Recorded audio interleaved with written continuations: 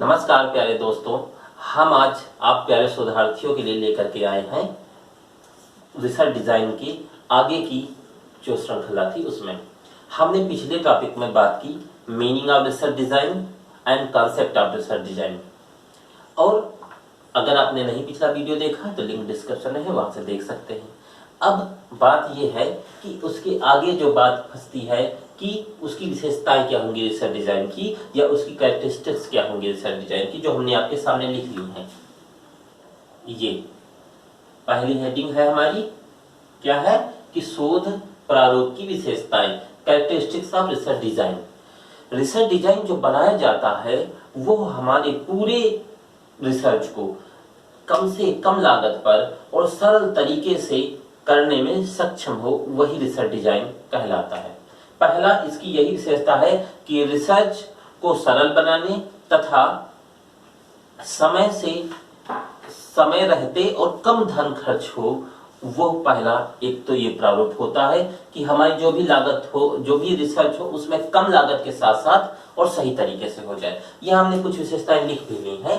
पहली है शोध समस्या के निर्धारण के तुरंत बाद शोध के प्रारूप का निर्माण करना चाहिए। पहले हम ये जान लेते हैं कि हमारे पास प्रॉब्लम क्या है, उसकी हम तह तक पहुंचते हैं कि शोध की समस्या के निर्धारण के तुरंत बाद, शोध समस्या के निर्धारण के तुरंत बाद हम रिसर्च डिजाइन बनाते हैं, शोध के प्रारूप का निर्माण करते हैं।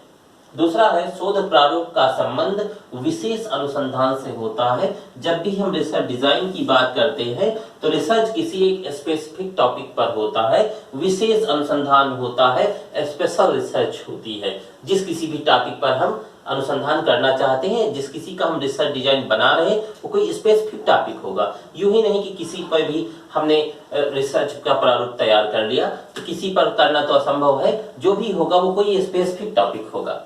अब इसके बाद आए शोध प्रारूप एक नियोजित और सुव्यवस्थित योजना है। नियोजित और सुव्यवस्थित, प्लानिंग के तहत की जाने वाली एक प्रक्रिया है जिसमें हम प्लानिंग करते हैं। जो हमने पिछले वीडियो में मीनिंग और कॉन्सेप्ट जो वीडियो था उसमें भी बात की थी कि जो कुछ भी होगा वो सुनियोजित होगा और सुव्यवस्थित होगा।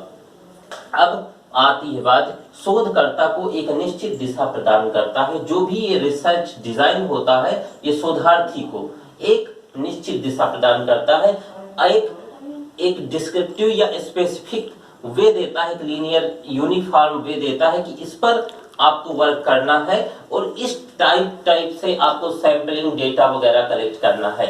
ठीक, फिर आता है यह सामाजिक घटनाओं की जटिल स्वरूप को सरल रूप में प्रस्तुत करने में सक्षम होता है। सामाजिक घटनाओं के जटिल स्वरूप को कैसे हम इजीली उसको डिफाइन करें, कौन हमारा पीपल है और उससे हम कितना सैंपल लेंगे, कौन हमारी नियोजित जनसंख्या है और उससे लिए वाला हमारा समंक क्या है, ये निर्धारित करता है। ठीक, फिर आती बात, यह सामाजिक घटनाओं के जटिल स्वरूप को प्रस्तुत करता है। फिर है शोध प्रारूप, शोध अध्ययन की रूपरेखा है। शोध प्रारूप रिसर्च डिजाइन, रिसर्च स्टडी का फ्रेमवर्क है। क्या है? फ्रेमवर्क। मींस आप कह सकते हैं research design is a framework of research studies, कि जो भी हमें अध्ययन करना है उसका एक प्रारूप बना के दिया जाता है, उसी को मतलब एक खाका बना के दिया जाता है कि ऐसे ऐसे ये आपको करना है, तो वही हमारा शोध प्रारूप होता है। इसमें कोई बड़ी बात नहीं है। ये ऑब्जेक्टिव के लिए बहुत बढ़िया है। देखिए, आप बिल्कुल परेशान न होइए जितने हिंदी मीडियम वाले हैं। हिंदी मीडियम वालों के लिए आ रही समस्या, यदि आपको हिंदी नहीं आती, इंग्लिश आती तो आप इंग्लिश वाला पढ़िए। इंग्लिश में बहुत सा लिटरेचर है, बहुत कुछ मौजूद है, बहुत बढ़िया है। लेकिन जिनको इंग्लिश में समस्या है वो हिंदी मीडियम में पढ़े हुए हैं, तो इसका मतलब वो नहीं वो अज्ञानी है। सिर्फ ज्ञान की खान इंग्लिश ही होता है कि जो इंग्लिश मीडियम वाले हैं वही ज्ञान की खान है। भाषा किसी के ज्ञान को निर्धारित नहीं करती। भारत में 22 भाषाएं लिखी पढ़ी और बोली जाती हैं, मतलब जो चलन में है, जिनको अनुसूची 8 के तहत मान्यता प्राप्त है। तो सभी भाषाएं अपने में गौरवान्वित हैं, सभी अच्छी हैं, सभी भली हैं। मैं किसी का अपमान नहीं करता, सबका सम्मान है, लेकिन हिंदी माध्यम वालों के लिए उनको कोई बाधा ना आए, इसलिए ऐसा प्रयास किया गया कि आपको बातें सरलता से समझाई जा सके। अब है शोध समस्या शोध प्रारूप जो है वो शोध समस्या रिसर्च प्रॉब्लम, शोध प्रकृति रिसर्च नेचर, शोध उद्देश्य रिसर्च एम और शोध परिकल्पना मींस रिसर्च हाइपोथेसिस के अनुरूप ही बनाया जाता है। आप बात को दोबारा देखेंगे, ये विशेषता में जहां ऑब्जेक्टिव होगा वहां ये ऑप्शन होंगे कि निम्न में से किसके अनुरूप बनता है, निम्न में से किसके अनुरूप नहीं बनता। तो याद रखेंगे शोध समस्या मींस रिसर्च प्रॉब्लम, शोध प्रकृति रिसर्च नेचर, शोध उद्देश्य रिसर्च एम और शोध परिकल्पना रिसर्च हाइपोथेसिस। इन सब की अकॉर्डिंग क्रिएट किया जाता है हमारा रिसर्च डिजाइन।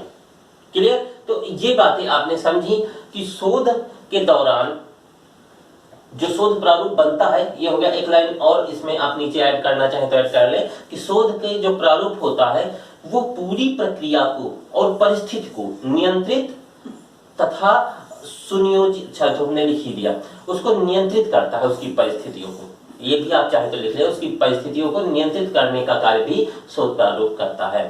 तो ये रही बात। और बिल्कुल बेफिक्र होकर के आप अगर नोट्स बनाते हैं तो अच्छा है, नहीं नोट्स बनाते हैं तो स्क्रीनशॉट ले लेते हैं तो भी अच्छा है। यदि आपने कोई बुक्स परचेज कर रखी है और सिर्फ एक्सप्लेन के लिए देख रहे हैं तो भी अच्छा है, ठीक है, कोई टेंशन की बात नहीं है। आपको वीडियो अच्छा लगे तो लाइक कर दिया करिए, नहीं तो कोई बात नहीं, अपने दोस्तों को भी शेयर कर दीजिए ताकि वो भी लोग इसको देखकर लाभान्वित हो सके। हिंदी वालों के लिए विशेषता ये व्यवस्था की गई ताकि उनको कोई समस्याएं ना आए।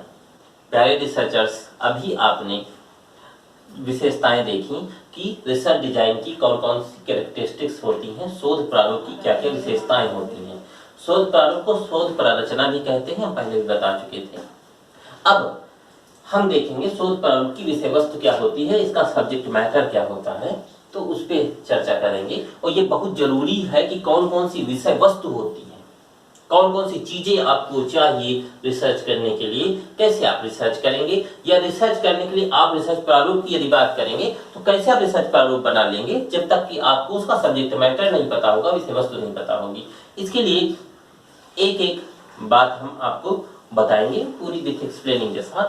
तो पहला है जो कि आप निर्धारित करेंगे, तो सबसे इंपॉर्टेंट चीज जो इसकी होती है वो होता है शोध का शीर्षक।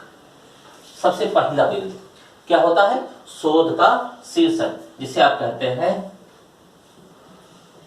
Title of research.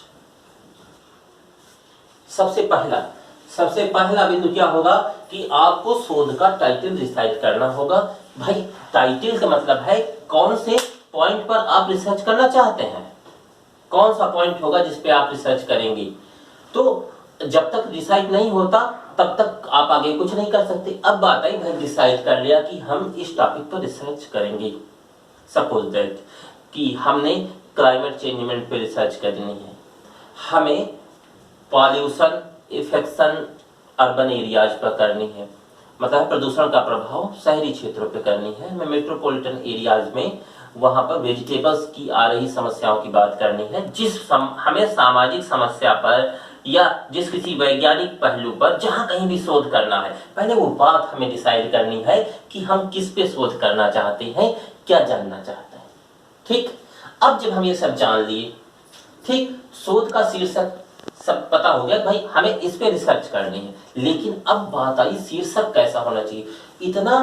इतना मैग्नेटेड होना चाहिए, ऐसा होना चाहिए कि जो आकर्षित करता हो और छोटा हो, मीन्स देखन में छोटा लगे घाव करे गंभीर, ऐसा टॉपिक होना चाहिए जो छोटा हो और आकर्षित करता हो ताकि लोग उसको पढ़ें समझे। भले कोई ना पढ़े, आपकी थीसिस कौन पढ़ेगा, लेकिन जब आप थीसिस लिखते हैं उसमें आप ये नहीं सोचते कि कौन पढ़ेगा। Doctor B R. अम्बेडकर, उन्होंने प्रॉब्लम ऑफ रूपी लिखी, क्या सोचा था कोई पढ़ेगा। पी.वी. यंग, उन्होंने लिखा था साइंटिफिक सर्वे ऑफ नेचर, तो क्या उन्होंने सोचा था कोई हमारा पढ़ेगा।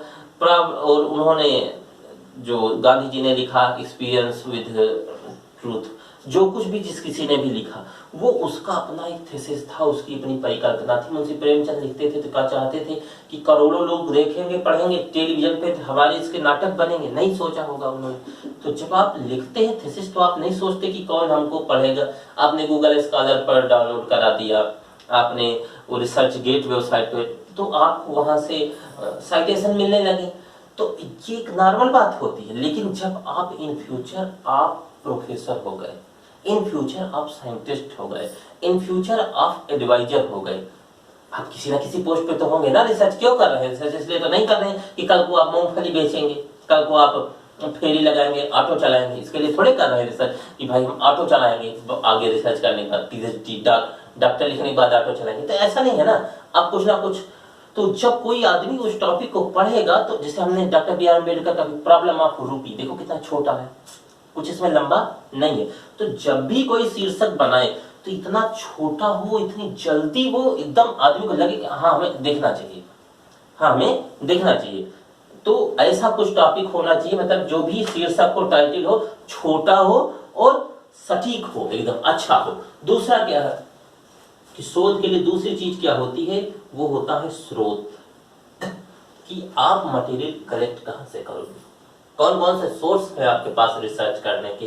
तो आप बात करते हैं सोर्सेज की, आपके पास सोर्स क्या क्या है। टाइटल तो आपको डिसाइड करना है कि टाइटल बहुत छोटा हो, बहुत छोटा हो, छोटा मतलब इतना न छोटा कि एक शब्द ही हो, लेकिन कुछ ऐसा हो कि मतलब आदमी को देखते ही लगे हाँ हाँ कुछ है, इसको देखना चाहिए, छोटा हो। दूसरा आकर्षक हो।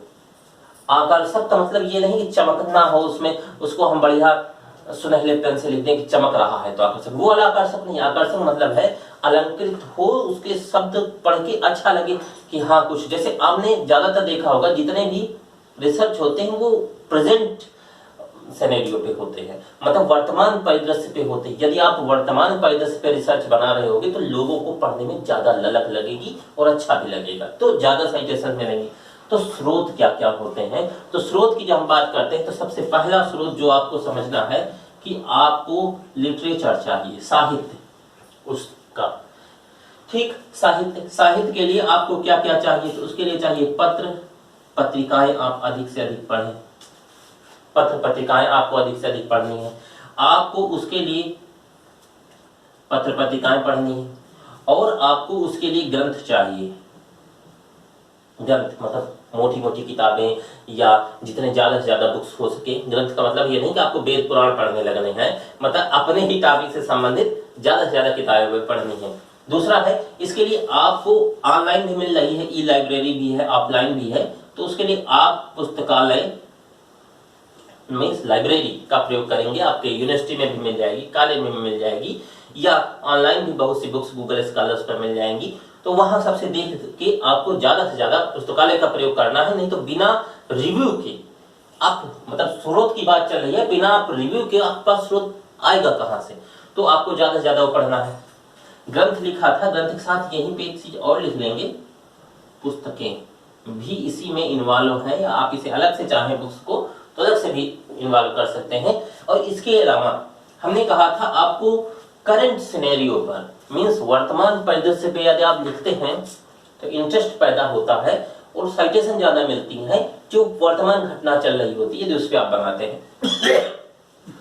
तो अब बात आपको ये समझनी है, तो इसके लिए आप क्या करेंगे, इसके लिए आप समाचार पत्र, न्यूज़पेपर पढ़ेंगे। न्यूज चैनल नहीं देखेंगे, न्यूज़पेपर पढ़ेंगे, क्योंकि न्यूज चैनल में जो हमें मटेरियल मिलता है वो चला जाता है हमारे सामने से, लेकिन ये वाला है कि रुका रहता है, जिससे हम आपको रेफरेंस दे सकते हैं। बात हमारी समझ रहे हैं ना।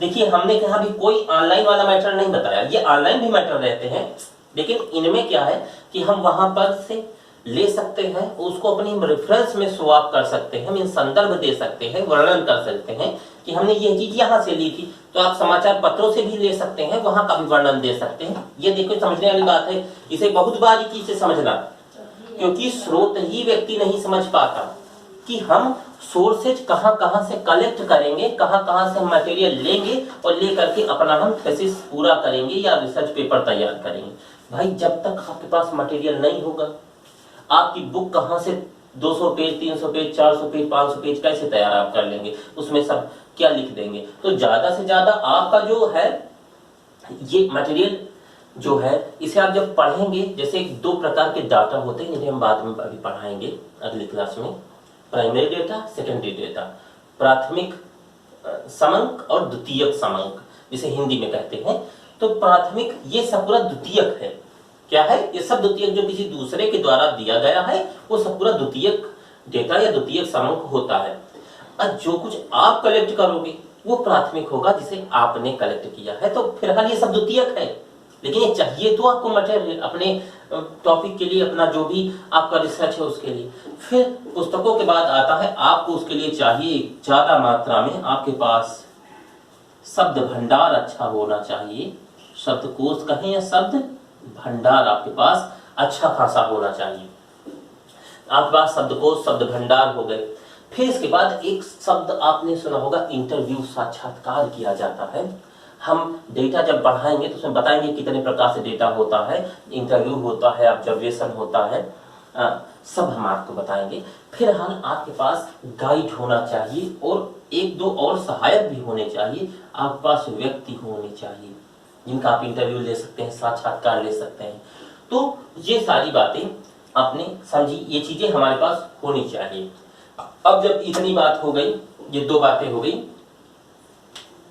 अब जो बात हम करते हैं, अगला जो हमारा टॉपिक है वो है शोध अध्ययन।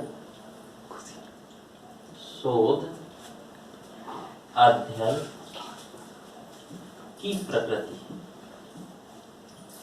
क्या बात करेंगे? शोध अध्ययन की प्रकृति, research, nature of research study, nature of research study, nature of research study. शोध अध्ययन की प्रकृति कैसी होगी ये जानना जरूरी हो जाता है। अब जो हमारा शोध अध्ययन है, ये देखो शोध अध्ययन है, उसकी प्रकृति कैसी है, उसकी प्रकृति कैसी है। अभी हम आगे बढ़ेंगे तो आपको टाइप बताएंगे। रिसर्च डिजाइन कितने प्रकार का होता है, उसमें आता है कि वर्णनात्मक होता है, निदानात्मक होता है, अन्वेषणात्मक होता है, व्याख्यात्मक होता है। इसे आपने सुना भी होगा, descriptive research, diagnostic research, explanatory research, analytical research. तो इन पे बात करेंगे। तो अब बात ये जो हमने बोला ना, वर्णनात्मक, निदानात्मक, शोधात्मक, व्याख्यात्मक, ये प्रकृति है किसकी? हमारी रिसर्च स्टडीज की, शोध अध्ययन की। शोध अध्ययन की प्रकृति हमारी कैसी है, जिस हिसाब से प्रकृति होगी उस हिसाब से हम डेटा कलेक्ट करेंगे उसका। ठीक है, तो ये बात हुई। शोध अध्ययन के बाद अगला हमारा जो आता है उसको कहते हैं शोध विषय वस्तु का परिचय। शोध विषय वस्तु, सब्जेक्ट मैटर का परिचय, जो हमें अपनी रिसर्च में लिखना भी होता है, मेंशन भी करना होता है। तो आप यहां पर क्या लिखेंगे? इंट्रोडक्शन ऑफ रिसर्च सब्जेक्ट कह दें या मैटर कह दें। क्लियर? अब देखिए, शोध विषय वस्तु का परिचय, आपको यह भी देना होगा कि हम किस विषय वस्तु पर अपना शोध कर रहे हैं, उसका उल्लेख हमें देना होगा कि हमारा जो अध्ययन हो रहा है वो एकल अध्ययन हो रहा है या बहुध्रुवीय अध्ययन हो रहा है, कैसा हो रहा है, ये भी हमें इंट्रोडक्शन उसमें देना होता है। ठीक। अब जब हम बात करेंगे शोध विषय वस्तु के परिचय के बाद, दूसरा जो हमारा है वो शोध अध्ययन के उद्देश्य। शोध अध्ययन के उद्देश्य नोट करते रहेंगे इसे, उद्देश्य, या नहीं भी नोट कर रहे हैं तो स्क्रीनशॉट भी ले सकते हैं। शोध अध्ययन के उद्देश्य जिसे हम कहते हैं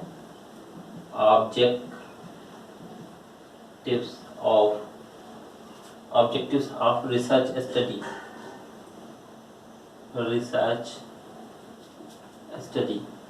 अब शोध अध्ययन के हमारे उद्देश्य क्या है, एम क्या है? अकॉर्डिंग टू एम ही तो हम आगे बढ़ेंगे, कि जो हमारा उद्देश्य होगा उसी के अनुसार हम आगे बढ़ रहे होंगे। शोध अध्ययन हमारा कैसा है, कैसा नहीं है, ये बात उसके उद्देश्य से क्लियर हो जाती है जब हम कभी किसी भी स्टडी का एम डिसाइड करते हैं। हमारा व्यू और हमारे ओपिनियंस जो भी होते हैं वो कैसे बने उस टॉपिक को लेकर के, और किस दिशा में हम जाना चाहते हैं, हम फाइंडिंग क्या करना चाहते हैं। पहली बात तो ये है कि कोई भी रिसर्च करने से पहले हमें उदासीन होना रहता है, मींस न्यूट्रल रह करके हम अपना काम करते हैं। लेकिन फिर भी एक बात ये होती है, जब भी हम कोई टॉपिक डिसाइड करते हैं, कोई भी शीर्षक लेते हैं, तो शीर्षक लेते समय एक बात ये जरूर रहती है कि हम कुछ ना कुछ सोच के लेते हैं, हमें ये पाना है, इस निष्कर्ष पर पहुंचना है। तो जो हमारे शोध अध्ययन के उद्देश्य हैं, इनका भी हम रिसर्च में उल्लेख करते हैं। फिर इसके बाद हमारा अगला आता है कि अध्ययन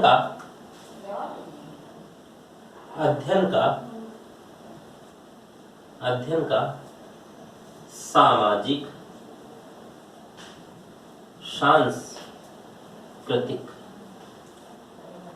अध्ययन का सामाजिक सांस्कृतिक संदर्भ, अध्ययन का सामाजिक सांस्कृतिक संदर्भ हमें देना जरूरी होता है, जिसको हम बोलते हैं socio cultural context of study. लिख दें तो उसकी जरूरत ना है फिलहाल। Socio cultural context of study के लिए ये हमें जानना जरूरी होता है कि जिस किसी भी सामाजिक समस्या की तह तक हम जाना चाहते हैं, पहुंचना चाहते हैं, हम यूं ही नहीं वहां की सामाजिक समस्या में पहुंच जाएंगे, पहले वहां के सांस्कृतिक बात को समझेंगे कि वहां का आखिर कल्चर क्या है, तभी हम वहां की समस्याओं को पता लगा सकते हैं। अगर हमने ऐसा कहीं कुठाराघात किया कि उसमें उनके सामाजिक बात को करते हुए कहीं उनके कल्चर पर कोई भी दिक्कत आ गई, तो उथल पुथल मच जाएगी, समस्याएं पैदा हो सकती हैं, आपका रिसर्च रुक भी सकता है या उस पर कोई भी बवाल हो सकता है। जैसा आपने सुना भी होगा, काफी पहले एक टीचर थे दिल्ली यूनिवर्सिटी में, तो उनका यही जो पीएफआई है, इन लोगों ने दाहिना हाथ काट लिया था किसी इसी बात को लेकर के, उन्होंने कुछ गलत सांस्कृतिक रूप से उन्हें लगा था कि इन्होंने कुछ नबी के उसूलों पर कुछ गलत कर दिया, ऐसा कुछ था, ये हमें सुनने में आया। तो मतलब है यही नहीं, ऐसे बहुत से हैं कि जहां पर आपने किसी कल्चरल पॉइंट पर सोशल आधार पर कुछ कह दिया या कुछ गलत रिसर्च में आपने कह दिया, तो थोड़ा ये हमें जानना जरूरी रहता है कि वहां का सामाजिक सांस्कृतिक परिदृश्य कैसा है। According to scenario of socio cultural, then we find the result of study. तब हम वहां पर उस अपने अध्ययन के, शोध के फाइंडिंग तक पहुंचते हैं या उसके हम रिजल्ट तक पहुंचने का प्रयास करते हैं या पहुंचते हैं। अब अध्ययन की सामाजिक सांस्कृतिक देख लिया गया, अब इसके बाद हम आगे बढ़ेंगे। इसी के जो जरूरी चीज होती है कि किसी भी क्षेत्र की हमें यह भी जाननी जरूरी होती है, वहां की भौगोलिक, जहां हमारी स्टडी हो रही है, ये विषय वस्तु है आपकी सारी, कि हमें कहां कहां से क्या क्या कैसे कैसे फाइंडिंग करनी है। भौगोलिक स्थिति, भौगोलिक स्थिति का वर्णन, भौगोलिक स्थिति का वर्णन, जिसे हम कहते हैं रेफरेंस ऑफ जियोग्राफिकल या जियोग्राफिकल रेफरेंस। हमें वहां का जियोग्राफिकल रेफरेंस देना भी बहुत जरूरी होता है। जिस अपने थीसिस पर, रिसर्च पेपर पर जियोग्राफिकल रेफरेंस की नीड होती है, उसको लिख देने से या उसका डिस्क्रिप्शन कर देने से ये बात क्लियरिफाई हो जाती है कि आप क्या कहना चाहते हो, what do you want to say, कि आप वहां पर क्या चाहते हैं, क्या लिखना चाहते हैं, क्योंकि जो भी बात आप कह रहे हैं वो सामने वाले को पूर्णतः स्पष्ट होनी चाहिए। तो भौगोलिक स्थिति का वर्णन जरूरी हो जाता है। अब भौगोलिक परिदृश्य कहें या वर्णन कहें, जो भी आप समझे। फिर आता है अगला हमारा कॉन्सेप्ट, जिसको बोलते हैं अवधारणा। अवधारणा कॉन्सेप्ट, आप जिस बात का भी स्टडी कर रहे हैं या जिस बात का भी प्रारूप आपने बनाया है, उस बात की पूर्ण अवधारणा आपकी बनी हुई है या नहीं बनी है।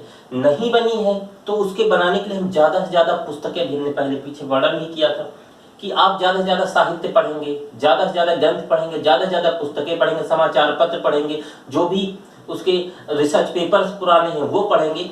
मतलब आप अपने पास उसका कॉन्सेप्ट पूरा क्लियर करने के लिए ज्यादा से ज्यादा प्रयास करेंगे। और फिर आता है परिकल्पनाओं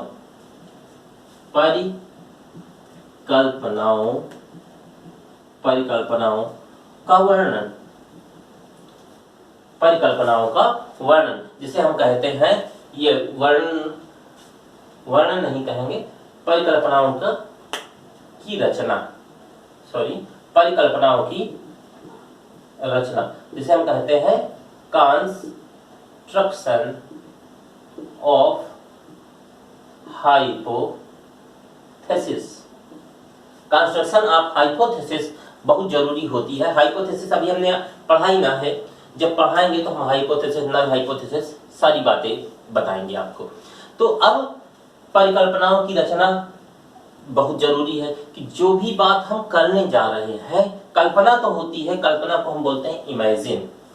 इमेजिन और हाइपोथेसिस में बहुत बड़ा अंतर होता है। हम किसी चीज की कल्पना घर बैठे कर सकते हैं। हम कल्पना में सोच रहे हैं कि हम ताज होटल में होते, हम वहां पर पिज्जा खा रहे होते, हम वहां घूम रहे होते, हम वहां फोटो सेशन करवा रहे होते, हम वहां पर स्काई डाइविंग कर रहे होते। ये हमारी इमेजिन है, ये हाइपोथेसिस नहीं है, वो हमारी कल्पना है, परिकल्पना नहीं। परि मीन्स होता है चारों ओर, और कल्पना मतलब है इमेजिन की। जो कल्पना की परिता हो लेकिन कल्पना ना हो, उसको परिकल्पना कहते हैं। मतलब रिसर्च में जब किसी भी टॉपिक पर आप परिकल्पना करेंगे कि ऐसा होने से ऐसा हो जाएगा, तो उसे आप प्रमाणित भी करेंगे, उसे आप प्रमाणित भी करेंगे, उसे आप सार्थक भी करेंगे, उसके निष्कर्ष तक आप पहुंचने का प्रयास भी करेंगे या पहुंचेंगे। तो ये हुई परिकल्पना। मतलब है जो चीज सार्थक ना हो उसको हम सोचें, वो है कल्पना। और जो चीज हम सोचें और सार्थक हो सके या हो जाए, वो है परिकल्पना। वैसे किसी वैज्ञानिक ने कहा है, हमें याद नहीं है इस समय उसका नाम, लेकिन उन्होंने ये कहा कि जो आप सोच सकते हैं वो हो सकता है, जो आप सोच सकते हैं वो हो सकता है। तो इस आधार पर ही रिसर्च चलता ही है कि जो आप सोच सकते हैं वो हो सकता है। तो परिकल्पनाओं की रचना। इसके बाद पहुंचते हैं काल निदर्शन। काल निदर्शन, काल निदर्शन जिसे हम कहते हैं पीरियड इंडिकेशन, पीरियड इंडिकेशन। क्या बोलते हैं? पीरियड इंडिकेशन, काल निदर्शन। जितने टाइम पीरियड में जो भी कार्य होना है उसका पूरा डिफाइनिंग करना, ये काल निदर्शन के अंतर्गत आता है। सपोज दैट कि आपका एमफिल 2 साल में होना है, एमए 2 साल में होना है, बीए 3 साल में होना है, ये इसका एक टाइम पीरियड होता है। तो उसको भी हम चार्ट के थ्रू या जिस किसी भी द्वारा वो हम उसका टाइम पीरियड का इंडिकेशन बिल्कुल क्लियर अपने रिसर्च पर दे रहे होंगे। उसके बाद अगला है हमारा, जिसको हम कहते हैं क्या? वित्त निर्धारण। वित्त निर्धारण, वित्त निर्धारण जिसको हम बोलते हैं फाइनेंस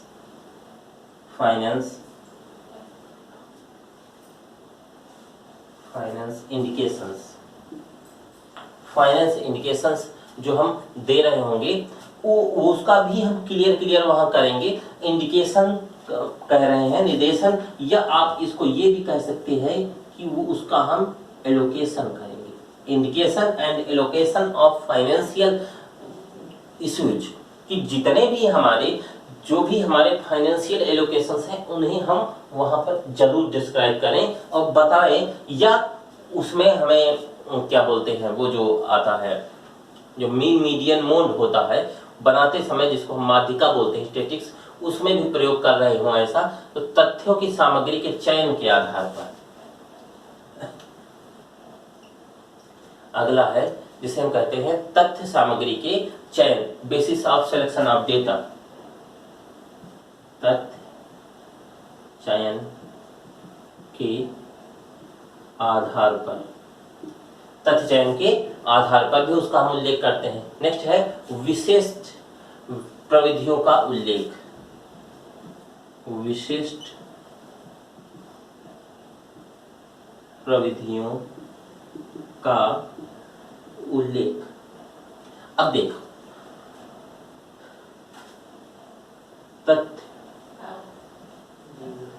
तथ्य चयन के आधार पर और विशिष्ट प्रविधियों का उल्लेख, ये दोनों बातें समझने का प्रयास करेंगे कि तथ्य जो भी हम फैक्ट लेंगे उनके आधार पर ही हम आगे बढ़ेंगे। कि जो भी हमने डेटा लिया फैक्चुअल, उसको नोटिफाई किया, फिर हमने दूसरे से लिया, फिर हमने तीसरे से लिया, हमने ये क्लियर किया कि जो भी हम फैक्ट कलेक्ट कर रहे हैं उसमें कितने हद तक सच्चाई है, ये जानना जरूरी है, जिसको हम कहते हैं तथ्य चयन के आधार पर। अगला है विशिष्ट प्रविधियों का उल्लेख, जो भी आपने विधियां, मेथड्स जो भी आपने या सिद्धांत लगाए हैं उनका पूर्ण उल्लेख वहां पर करना जरूरी हो जाता है। विशिष्ट प्रविधियों के उल्लेख के बाद अब हमारा जो भी अगला आता है, तो हमारा शीर्षक तो पहले ही हो चुका था, ये इस तरफ वाले हमने मिटाए हैं, तो अब इसके आगे हमारा कौन सा होता है, उसको हम कहते हैं निर्वचन विधि। निर्वचन विधि, निर्वचन विधि, इसको क्या बोलते हैं? इसे बोला जाता है interpretation method. Interpretation method, interpretation method जो होता है वो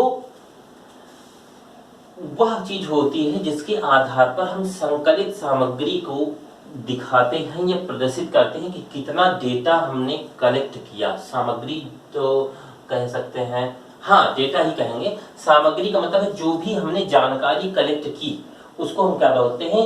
निर्वचन विधि। और सबसे लास्ट में, मतलब आप ये कह सकते हैं इसको, निर्वचन विधि को आप ये भी कह सकते हैं, कंक्लूजन भी कह सकते हैं। क्या कह सकते हैं? निष्कर्ष कह सकते हैं कि जो भी हमने निष्कर्ष निकाला, जिस हम मेथड पे पहुंचे, वो हमारा कंक्लूजन कहां तक पहुंचा, ये बात बताना ही निर्वचन विधि कहलाता है। और सबसे लास्ट है हमारा, जिसको हम क्या बोलते हैं? संदर्भ। संदर्भ, जिसे हम क्या बोलते हैं? रेफरेंस, या वैसे रेफरेंसेज रखें, संदर्भ सूची, रेफरेंस लिस्ट। अब 2-3-4 तरीके से रेफरेंस दिया जाता है। कौन सा रेफरेंस होता है? एक तो होता है फुटनोट रेफरेंस, जहां आपने पूरा रिसर्च लिखा है, वहां पर आपने नंबर किया 1 2 3 और उसी के जस्ट नीचे फुटनोट में जाके लिख दिया कि ये गिवन पॉइंट जो है ये फला जगह से हमने लिया है। ये हो गया, ये तो फुटनोट हो गया। दूसरा हमारा जो मेथड है वो ये होता है कि आपने जब पूरा लिख लिया तो एकदम लास्ट में, जब हमारा जैसे हमने ये पूरा बताया कि शीर्षक और सब पूरा अवधारणा सब कुछ क्लियर करते हुए, प्रविधियों का प्रयोग करते कराते, निर्वचन विधि लगाते हुए, तब हम जाकर संदर्भ पे पहुंचे। ये एक मेथड है, एकदम लास्ट में जाकर हमने संदर्भ लिखा। एक फुटनोट संदर्भ भी होता है कि हर पेज के नीचे आप संदर्भ देते चले जाएं। 2 बातें हुई। तीसरा एक और मेथड होता है कि आप वहीं पर ब्रैकेट बना करके उसके अंदर भी लिख सकते हैं। एक ये भी मेथड होता है। तो अब ये अलग अलग होता है। तो वैसे फिलहाल आप यही करिएगा कि जब भी आप कोई रिसर्च पेपर लिखेंगे तो उसमें पूरा लिखते हुए चले जाएंगे, उसके एकदम लास्ट में पहुंचने पर ही संदर्भ सूची का प्रयोग करेंगे, ताकि बाद में बीच में ना हो, जब किसी को भी कोई रेफरेंस देखनी है कि आपने कहां से डेटा लिया है, तो एकदम जाकर के लास्ट में देख लेगा, तो उससे कोई दिक्कत भी नहीं होगी। तो आपने कैरेक्टरिस्टिक्स देखी और आपने देखा सब्जेक्ट मैटर कि क्या क्या इसकी विषय वस्तु होते हैं। इसके साथ आपको बहुत बहुत नमस्कार।